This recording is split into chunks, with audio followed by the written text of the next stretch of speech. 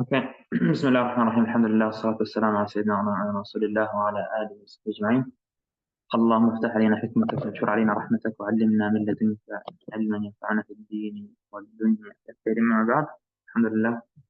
We spoke in the last class about some of the outcomes that someone might notice on their journey towards Allah subhanahu wa ta'ala when they start to practice the teachings of the masters of this path.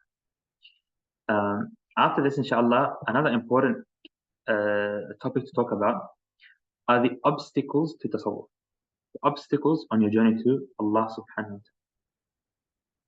Now, there are many obstacles, but in the books of tasawwuf, these are the main obstacles that are mentioned. So, inshallah ta'ala, we'll focus on the main obstacles that are mentioned in the books of tasawwuf bi'idhnillahi ta'ala. The first obstacle towards making it on your journey towards Allah subhanahu wa ta'ala, what is known as al-khalq, the creation of Allah subhanahu wa ta'ala, people. And in any book of tasawwuf you open, or a book that talks about your heart, like the books of Imam Ghazali or others, you find a lot of focus on al-khalq, on people, on al-aghyar, on other than Allah subhanahu wa ta'ala, distracting you from Allah subhanahu wa ta'ala. Now, they all agree that other than Allah subhanahu wa ta'ala, and especially people, creation, mankind, are the people who have the most ability, the easiest to take you away from Allah subhanahu wa ta'ala, to prevent you from making it to Allah subhanahu wa ta'ala. Why? Because we interact with people, we befriend people, we have relationships with people, we can't live without people. We are created to be dependent on people. That's how we are created.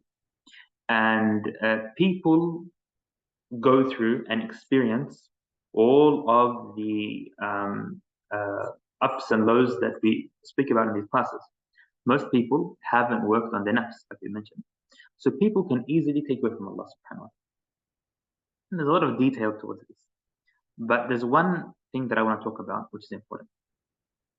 A lot of people understand the words of the people of tasawwuf when they say to be away from people in the wrong way. They understand that tasawwuf means you don't befriend people anymore. You cut your relationships with people. And that is wrong. We need to understand every one of these points and also the points that come in this presentation in context. When they say people, when they say food, when they say sleep, when they say anything, they mean the types of these things that take you away from Allah subhanahu wa ta'ala. People who take you away from Allah subhanahu wa ta'ala.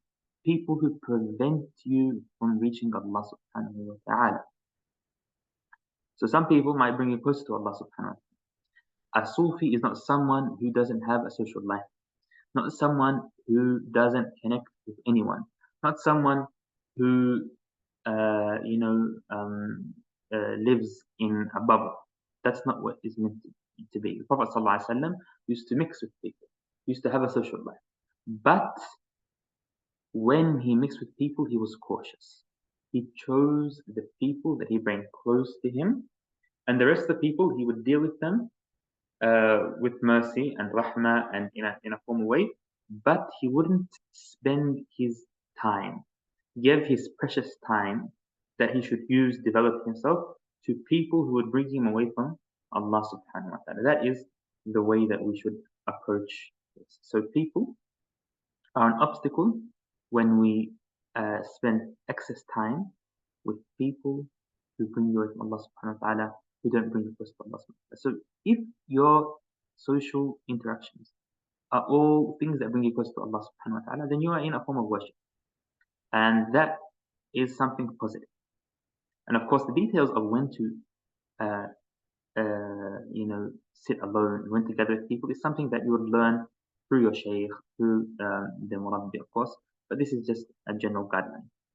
The next obstacle that the scholars mention is dunya, worldly life. And dunya really, is bright, it's a very wide term that includes many things that we experience. But generally, someone living today in the modern lifestyle, if you were to want to make a living and to live in this universe, you find that, subhanallah, it's easy to get carried away and to make getting a house and a car and getting a job your goal. It's very easy. So dunya is tricky. You need to take from it, but not put it in your heart. As the scholars say, Allahumma ja'al dunya fi aydina wa la taj'alha fi qulubina. Oh Allah, make dunya in our hands, don't make it in our hearts. Now, the third obstacle that can lead away from Allah subhanahu wa ta'ala is shaitan. And Imam Ghazali has a beautiful book known as Minhaj al-Abidin, and he mentions the obstacles in detail. What does shaitan do? What's shaitan's tactics that he uses? Shaitan, according to many of the scholars, has 10 tactics, 10 strategies that he uses, and he works according to the order that I've mentioned them in now. So shaitan starts with number 1, he ends with number 10. The first thing shaitan will try to do with the individual is to trick someone into haram, into shahwat, into desires. Okay? If he can't get the person from the haram and desires, he'll go into the second step, which is to make one forget. One of the jobs of shaitan is to make the person forget. Forget your salah, forget your adhkar, forget the important things, and just forget everything. So that if you can't make a person not do good, you'll find that you want to do something good, and there's so many subhanallah barriers that you need to overcome, so you just leave it. If you don't pay attention to these small little barriers, then what shaitan would do is he would make you delay actions of good. So say instead of praying, duha straight away as the time starts, I'll pray it later on. And usually the person wouldn't pray it at all. Instead of reading Quran after Fajr, I'll read the Quran after Maghrib. And the person will never read it. That's also a tactic of shaitan. He uses that once after he can't get hold on you through the other tactics. The fifth thing he does is to make someone rush. So if he can't get you to delay something, he'll make you do it early but rush it. Yeah. So instead of praying duha in 5 minutes, he'll make you pray it in 30 seconds. Yeah. So he just finish off and go do something else. If he can't make you do that, then he'll make you worry about showing off. He'll make you worry about showing off. So he wants you to leave the actions that you're doing because you're scared to be showing off and be doing the act. And if he can't do that, he'll try to make you get impressed with yourself. So if he can't make you anxious and stressed about showing off and leave things and start to hesitate about doing things because of showing off, he'll make you start to look at yourself. Start to be proud of yourself. Be impressed with yourself. Like, oh, well, inshallah, I've done so much. I'm so good. And if he can't do that, then he would make you look for a worldly benefit through your action. So, say someone prays 10 rak'ah every night to Allah subhanahu wa ta'ala. And you do it regularly, and shaitan's tried to prevent you by doing haram, make you rush, make you delay it, and it didn't work. So what he does is he will put in your head that inshallah Allah subhanahu wa ta'ala will give me dunyawi things. He will make my life easier if I pray. So I'm going to pray this prayer, I continue to pray so that I can get this thing. And your focus and your goal will be dunya through your ibadah. Okay? And if you can't get that, then he will make you think that you don't need to do certain actions and start to neglect certain actions that you do and focus on others. If you can't do that, then he will start to send you shubuhat, send you doubts, make you doubt your religion, doubt what you're doing, doubt the path that you're on, doubt your whole tasawwuf in general. that your ibadah that you're doing. Okay. Once he starts to work on doubts, that's his last tactic, but it's a strong one. If you're able to ignore him and overcome that, then inshallah ta'ala, you will be safe. Now, the fourth obstacle on your journey to Allah subhanahu wa ta'ala is to not pay attention to the boundaries of Allah, the boundaries of Islam. So to be attached to desires, worldly desires. Okay, so someone's eating, playing, doing things, and they don't pay attention to the boundaries, to what's halal and haram. If you don't have clear boundaries, you don't know what's haram and halal, you haven't studied fiqh, or you don't care, or you're neglectant, then that's easily an obstacle to make it to Allah subhanahu wa ta'ala. You have to always understand what is right and what is wrong, and we always have to have boundaries in our life. Okay. Now, these are four main boundaries or obstacles on your journey to Allah subhanahu wa ta'ala. And the scholars say, on top of that, there are four permissible things in Islam, permissible things that are not haram. Okay, but you need to be cautious of. You need to pay attention when dealing with these things. Right? These four main things are food, sleep, talking, and mixing. Okay, food means bad food, excess eating of halal. So someone, eats 10 sandwiches for breakfast, excess eating, okay, or food that is bad for them. That can be an obstacle on your way to Allah. And the doesn't mean you don't eat anything, khalas, just starve yourself. As Imam Busayri says, maybe being hungry is also an obstacle for some people, but generally, you have to be careful and be moderate with your food. You can enjoy yourself sometimes, you can have fun, but just be careful and don't try to always go over and beyond and be attached to food. Okay, so excess food. The second thing is excess sleep. Not sleep, but excess sleep. So everyone needs a different amount of sleep. Some people can't function without 7 hours of sleep a day. That's fine. But if you need 7 hours of sleep, don't sleep for 10 hours, for example. Okay? If you need 8 hours of sleep, don't sleep for 10 or 11 hours. But if someone, from their body only needs 6 hours of sleep, that's it. They don't need sleep more. Generally, sleep as much as you need, but excess sleep. When you don't need to sleep, but you just force yourself to go back to sleep, and you get up and you're just lazy, that's what they're talking about. That is also a barrier, an obstacle. And the third one is excess talking with those who don't bring you close to Allah. So someone who just has friends from all different types of cultures, some of them close to Allah subhanahu wa ta'ala, some of them, they're enemies of this tasawwuf and of all good things and of learning and of ilm and of sharia. Excess talking, just chatting for no reason, talking about nonsense all day. Okay? With those who don't bring you close to Allah subhanahu wa ta'ala, excess talk. Not talking. Some people need to talk and conversate to be healthy. You need a healthy lifestyle. You need to have healthy relationships in your life. That's fine. Yeah. But excess means something that you don't need. Something that's not going to help your well-being. Something that is, just wasting precious time for no reason with those who don't bring you close to Allah subhanahu wa ta'ala.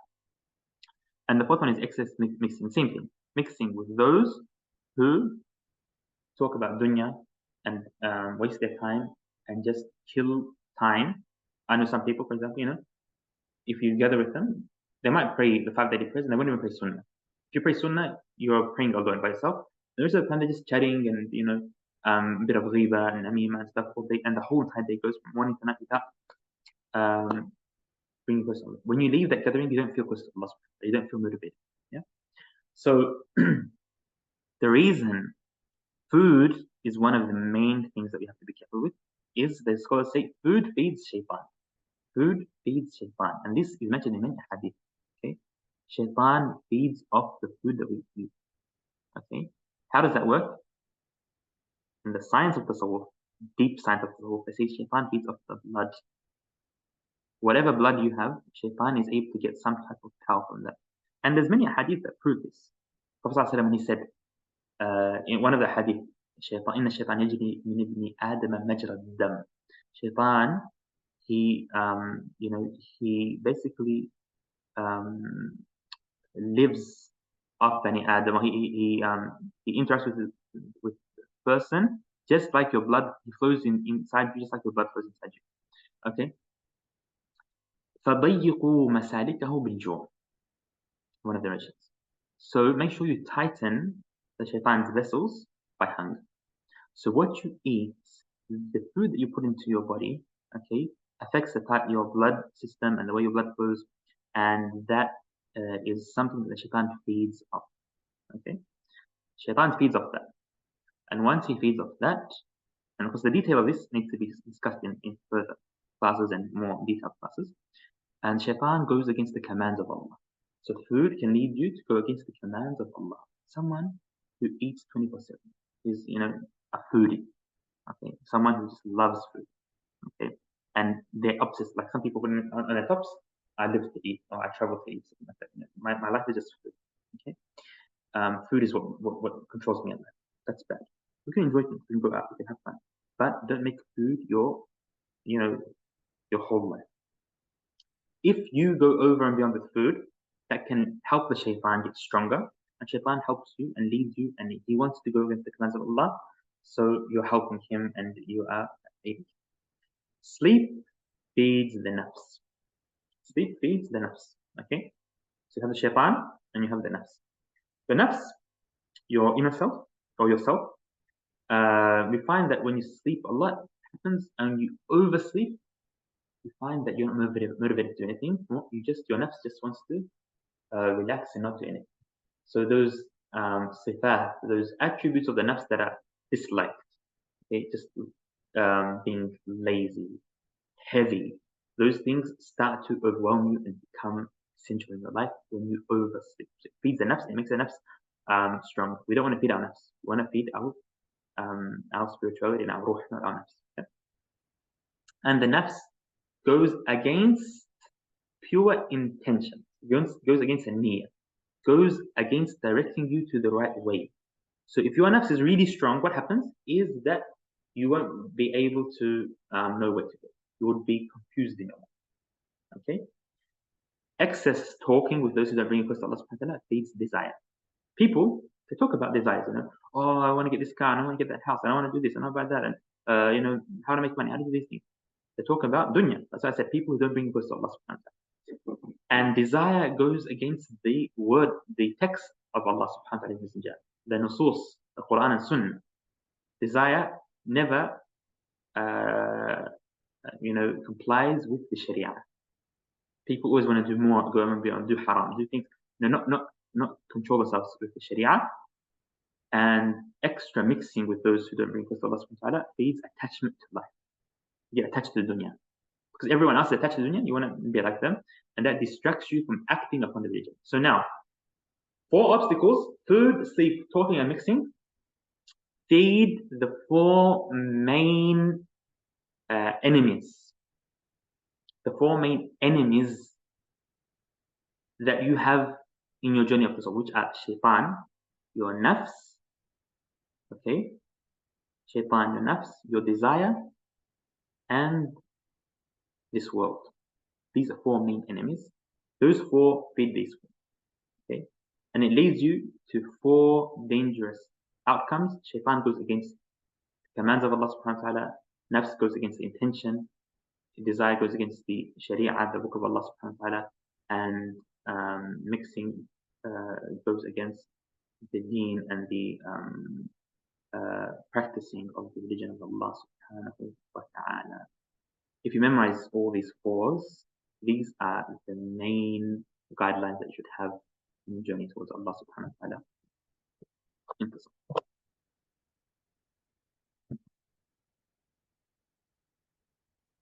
Another thing that's important to understand is that in Tasawwuf, in Islam, we have personal attributes, personal you know, feelings and desires, and we are human beings. So we get angry, we get happy, we get sad, we get a bit greedy sometimes. These are attributes that people have. Okay. Now, you're not ordered to take these attributes away, to destroy them. Okay. That's not what the scholars mean when they talk about these attributes. But we want the individual to be able to direct these attributes to where they should be focused. Direct your energy to where it should be focused. So you can be greedy, but have greed for the bounty of Allah subhanahu. Don't have greed in dunya. Okay? Greed for the bounty of Allah subhanahu. Have desires, but make sure all your desires are in halal, nothing in haram. Don't desire to do haram. Something's haram, we want haram for you to be something disgusting that you don't want. We don't. So we want to reach a level that haram is not temptation anymore. It's not something that we desire, we like. We desire halal only. Yeah? And that is how we redirect your personal attributes and things. Get angry, but only get angry at evil. Get angry at shaitan. Get angry when wrong is done and people disrespect the hudud of Allah subhanahu wa ta'ala. You can love to have money. إن الإنسان وإنه لحب الخير شديد. Mankind loves, extremely loves money. But love to have money to spend it in the sake of Allah subhanahu wa ta'ala, not to use it for your own self. Ask Allah, oh Allah, give us $1 million so that I can give it fi sabilillah, with the condition that I do give it fi sabilillah. Yeah.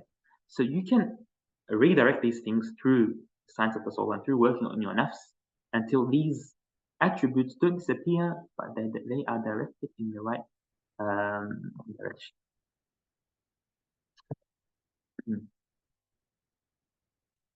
Inshallah, after that, inshallah, for the next class, we'll start talking about the journey of the soul and how it looks.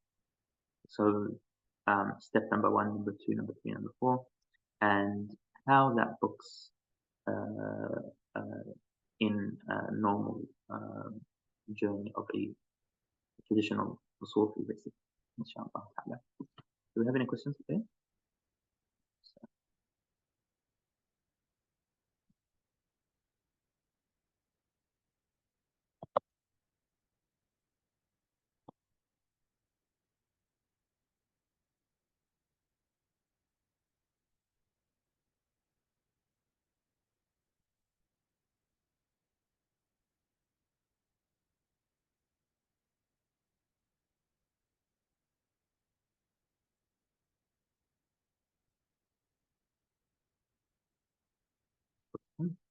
Yeah.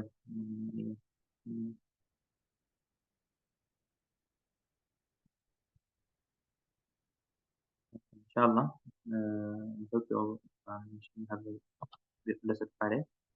And inshallah ta'ala, this Sunday, we will be having a circle of dhikr inshallah at home. If anyone would like to attend, please message me. So, حضر circle of dhikr where we make dhikr of La ilaha illallah and Allah, and other types of dhikr inshallah ta'ala. In all together in a gathering. Muhammad Bilal, raise your hand. Assalamu alaikum, Shaykh. This was my first class. I attended. It was very nice to. From Pakistan, Muhammad Bilal, yes? Assalamu alaikum. I think your voice is gone.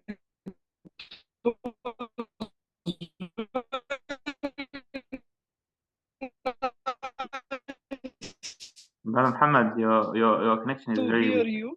Yes. That slow journey will be very good. Near to Allah and its.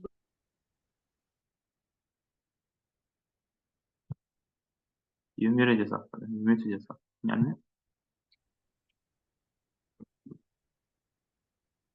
Muhammad? Yes, Shaykh. So we didn't hear you. I'm sorry. Can you repeat? Yes. I said, I don't know if you heard what I said or not, that it was my first class I attended. It was very nice to hear you, and also the subject and the contents which you are preaching. Inshallah, slowly, we will collectively learn this from you and our path to be near to Allah. Inshallah. Regarding questions, right now it was you explained well. Right now there is no questions, but when we, especially when I have thorough knowledge about it, because I already told you on a phone call that I don't have the clear picture of the sub, but inshallah, when I have that, then I'll be more critical in questions to learn, inshallah. Thank you so much. Jazakallah khair.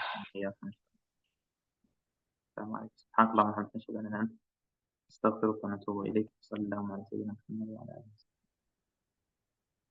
Assalamu alaikum. Sorry, I just have a question. Yes, please. Sorry, can you hear me clearly? Yes. Yeah, okay. So you just mentioned that overeating, I guess the negative impacts of overeating. Would you be able just to quickly touch on, if there's time, on the negative impacts of undereating? So I guess those who do not eat as they should, like what's the negative impact of that deed-wise? Beautiful question. So undereating, of course, can be extremely dangerous. Although a lot of people, it's an underestimated danger. So usually mankind throughout history would fall into overeating, and like being skinny wasn't really a thing, I guess, until these last few centuries. And because of that, the focus of people had been, of course, not overeating. But Imam Busayri and others, like he mentions clearly in Burda, that وَخْشَدْ السَّائِسَ مِنْ جُوعٍ وَمِنْ شَبْعٍ, that the both hunger and being overfull are dangerous, and they can affect you. Undereating, the danger of undereating is that it weakens your strength, your body. Okay, it weakens you, and when you are weak, you can't do ibadah properly. So you have to strike a balance. You have to eat enough to be able to worship Allah subhanahu wa ta'ala with strength. Everyone's different. Okay, some people, they need to eat 3 meals a day, and without 3 meals they can't function. Other people, all they need is 2 meals, for example, 2 small meals. But you have to be able to have enough calories to be able to be strong enough to worship Allah subhanahu wa ta'ala, to do dhikr, to even give advice to people, deal with people. This is all part of the soul, of course. So like I said, mixing with people, talking, eating, all of the danger of this is always when you go over, when you do extra, when you do too much of it. But under eating can make the body extremely weak, and that is the danger of it. That you're not able, you don't have the energy to worship Allah subhanahu wa ta'ala, to to do your adhkar. You're doing dhikr, you're saying la ilaha illallah, saying 1,000 times, 2,000 times, 2,000 times, and you haven't eaten enough. What happens is you're going to fall asleep. You're not going to even be able to focus, and the effect will be weak on you. So that is also dangerous. So like I said, it's a balance. And some people, subhanAllah, through Allah subhanahu wa ta'ala gives them through a lot of work and this other stuff, later on in their life, they might not need to eat that much and still have energy. That's a gift from Allah subhanahu wa ta'ala. But that's not the general case for everyone. And that's not the advice to everyone. That's individual case. But generally, the advice is that we take care of ourselves and we eat healthily. And in this day and age, the main advice is not just to not overeat. That's not the focus. Today, in Tasawwuf, we should focus on 2 things. And this is something that has changed with time.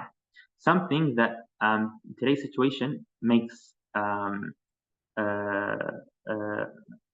us mention.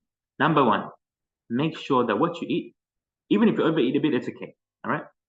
Before, everything was 100% halal and tayyib and everything is good. But today, to make sure what you eat is halal is the main priority. 100% halal. So to be careful and be cautious with what you eat. Don't eat things that are doubtful. The higher the doubt is, the more dangerous that food becomes. Okay? If you are able to eat food that you are 100% sure is halal, or let's say 99.9.9% is halal, then that is more of a priority than just focusing on not overeating, and that's it. So today's focus on this all should be eating halal, eating what is clearly halal. That includes meat, types of meat that we eat, animals that we eat, chicken, especially chicken, of course, where it's slaughtered, how it's slaughtered, how it's killed. We should always be cautious, especially when it comes into animal products. Be extra cautious. Extra cautious. Always be on the safe side.